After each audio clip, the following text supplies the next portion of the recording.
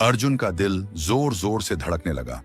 उसे डर लग रहा था, लेकिन पता नहीं क्यों उसके कदम खुद ब खुद उस रोशनी की ओर बढ़ने लगे।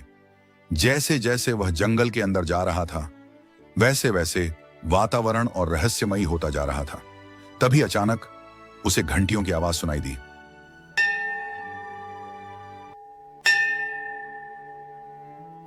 लेकिन हैरानी की बात यह थी कि वहां कोई मंदिर नहीं था। अर्जुन धीरे धीरे आगे बढ़ा और तभी उसे एक वृद्ध साधु दिखाई दिए। सफेद दाढ़ी, बंद आंखें और हाथ में रुद्राक्ष की माला। अर्जुन कुछ बोल पाता उससे पहले ही साधु ने कहा, तुम आखिर आ ही गए। यह सुनते ही अर्जुन के शरीर में सिहरन दौड़ गई। उसने डरते हुए पूछा, आप कौन हैं? साधु हल्के से मुस्कुराए, फिर बोले, जिस सत्य को तुम बाहर खोज रहे हो वह तुम्हारे भीतर छिपा है। अर्जुन कुछ समझ नहीं पाया। तभी साधु ने अपनी आंखें खोली और उनकी आंखों से तेज प्रकाश निकलने लगा। पूरा जंगल उस रोशनी से चमक उठा। अर्जुन डर के मारे पीछे हट गया, लेकिन अगले ही पल उसने अपने सामने एक विशाल प्राचीन मंदिर देखा। वही मंदिर जो उसने बचपन में अपने सपनों में देखा था। मंदिर के द्वार पर लिखा था, सत्य केवल उसे दिखाई देता है जो भय से मुक्त हो। अर्जुन कांपते हुए मंदिर के अंदर गया।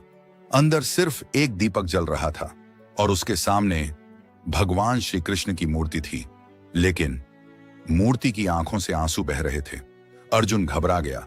तभी मंदिर में एक भारी आवाज गूंजी, मनुष्य पूरी दुनिया को जीतना चाहता है, लेकिन स्वयं पर विजय नहीं पा सकता।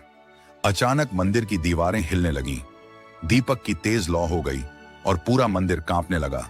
अर्जुन डरकर बाहर भागा, लेकिन बाहर आते ही उसके पैरों तले जमीन खिसक गई, क्योंकि बाहर अब कोई जंगल नहीं था। वहां सिर्फ एक खाली मैदान था। न कोई साधु, न कोई मंदिर, न कोई नीली रोशनी।